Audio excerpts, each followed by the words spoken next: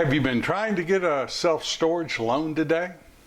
Have you been trying to refinance? Really doesn't matter what bank you're going to, or whether it's an SBA lender or a CMBS loan or a life company. Odds are it's a little challenging for you. Let's talk about that today. My name's Mark Helm. I'm the author of Creating Wealth Through Self-Storage, and I'm the creator of the Quickstart Academy. And the Quickstart Academy is hosting a live, virtual, online self-storage boot camp. This is the premier training that I offer.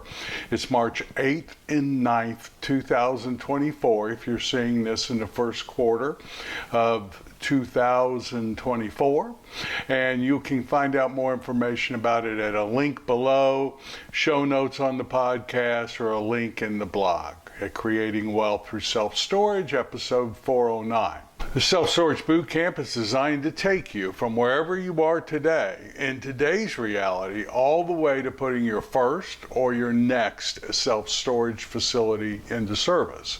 We use the 4-phase strategy that I've been using and teaching and have used successfully to grow 2 brands over the last decade. Today, let's talk about banks and why it's so difficult today, or it seems so difficult, to get a loan. If you recall, in the last episode, we were talking about successfully negotiating a storage transaction with the seller. And part of what I've learned to do that has supported me and helped me a lot is to really get on the other side of the table and see how the seller relates to his business, his storage business, what's motivating them to sell, and really kind of see how the world occurs for that person. That way, I can find out what's important to them, and I can speak to that. Well, your lenders literally give you the largest part, usually, of the capital needed to do a transaction. It's literally the same thing with them. So let's talk about when you walk in or you call a banker on the phone to start talking to them. And mostly I'm going to focus on, local banks. That's where the majority of us get our financing. A lot of times we use SBA. I'm finding the same thing there. But it's also the same with life companies and CMBS loans. But for today's purposes, let's just assume it's a local bank. So when you walk into that office in that bank, or you call that lender up, let's create some context of what you're speaking into and what might be going on over there. Now, right now, it's a scary, challenging time for banks if they do a lot of commercial lending.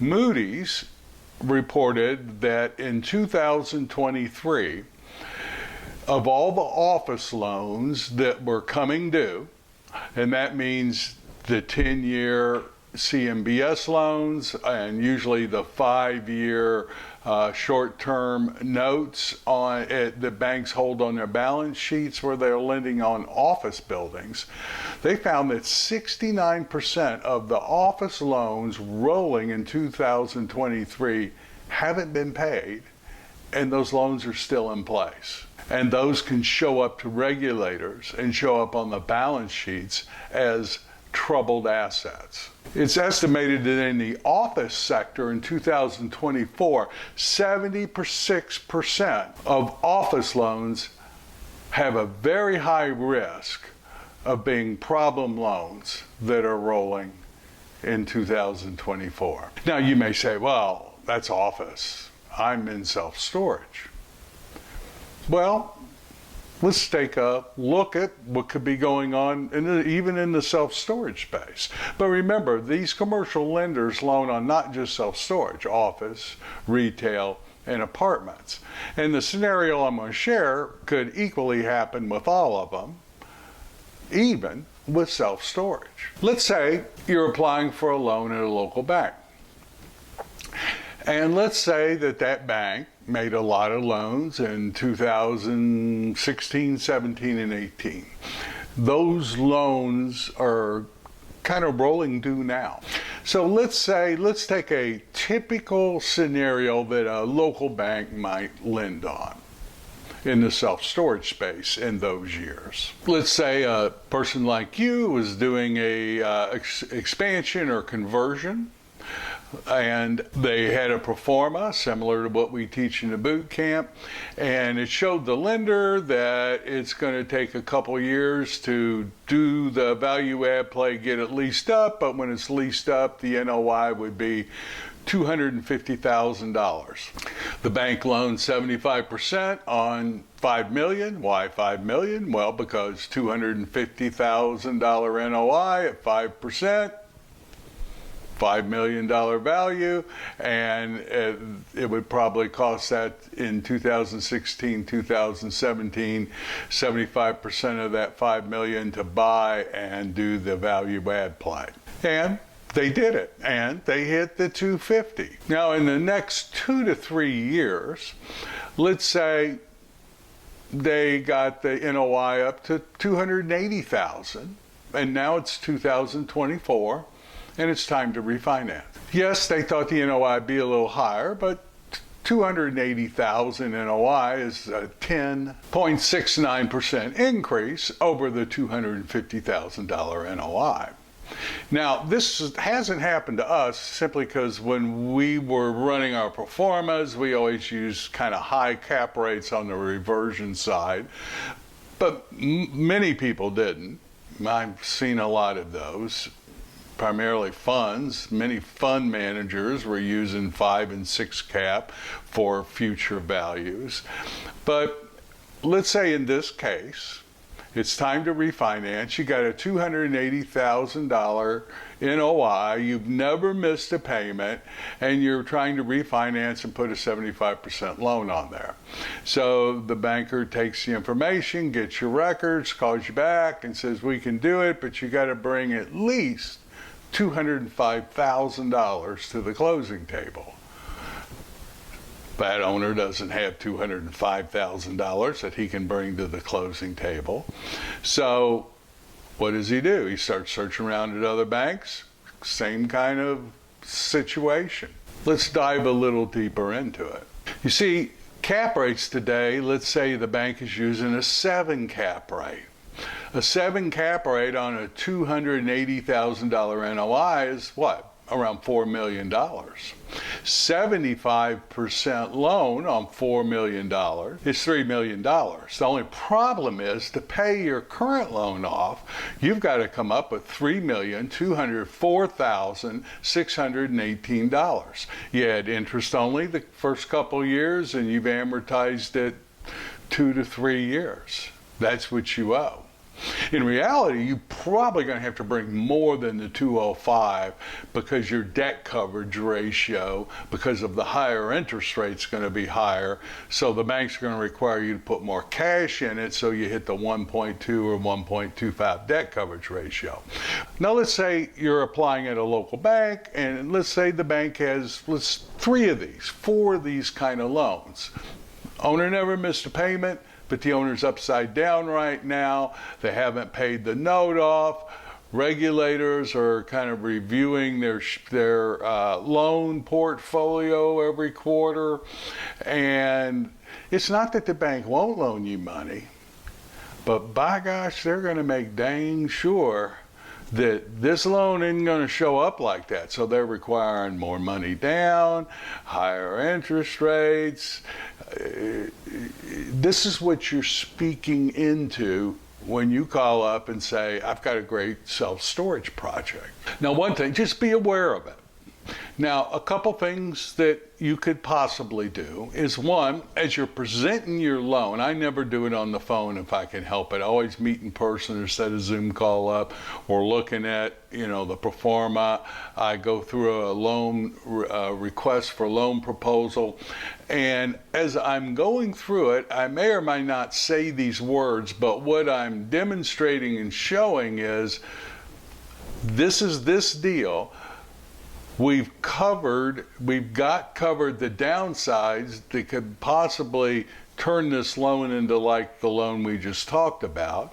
For example, using higher reversion cap rates than 6, using 7, 8, 8.5 reversion cap rates in your performance. And the whole game is, as you're going through your loan request, you're showing that lender that this isn't going to be one of those loans that they're dealing with right now. That can help.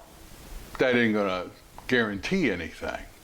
Another thing I've seen people do that is kind of exciting is ask if that bank has taken back any real estate. Believe me, banks don't want to own real estate. And if you can buy from them a bank-owned asset that they don't want, you're in a much stronger negotiating position on your request for your self-storage loan.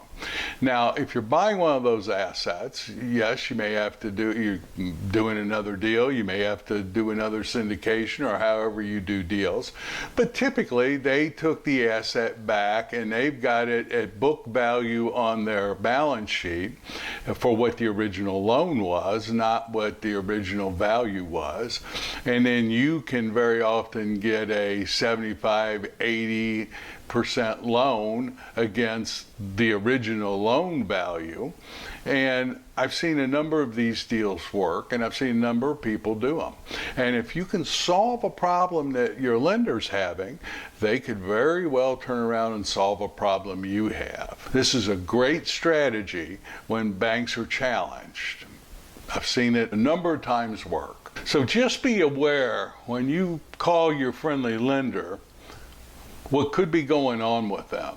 I'm sure there's not a bank that has a loan on commercial real estate assets that isn't dealing with this in some form or shape in one way or another. Present your deal in a way that shows you understand that, and you understand what the risks are for that bank loaning you well beyond just you not paying them back. Let them know you understand what's going on and what's important to them. Run sensitivity analysis. If possible, do a little research on the bank and see what their loan exposure could be in the commercial world. Just like with sellers, try to create a real win-win scenario with that bank. You'll be able to take advantage of the current cycle that we're in and really grow your portfolio and your net worth. Every place in the real estate cycle has opportunity to benefit. Let's take advantage of where we are right now and create win-win scenarios with all the people that are involved in our world of self-storage, and you'll do great in this fantastic business of self-storage. So thank you very much. I look forward to being with you next week. And when I present our loan proposal, and I'm going through the numbers in our strategy, this proposed self-storage opportunity, usually we have reports from the Storage World Analyzer in that request for loan proposal. Creates fantastic reports, very detailed, and if you're using Excel, great. I use Excel a lot too. But look at the Storage World Analyzer. That can really support you and help you stand out and above the crowd as you're talking to your lenders. You can find out more about it at storageworldanalyzer.com, or if you're on creatingwealththroughselfstorage.com, hit the Storage World Analyzer tab. Thank you, and I look forward to being with you next week.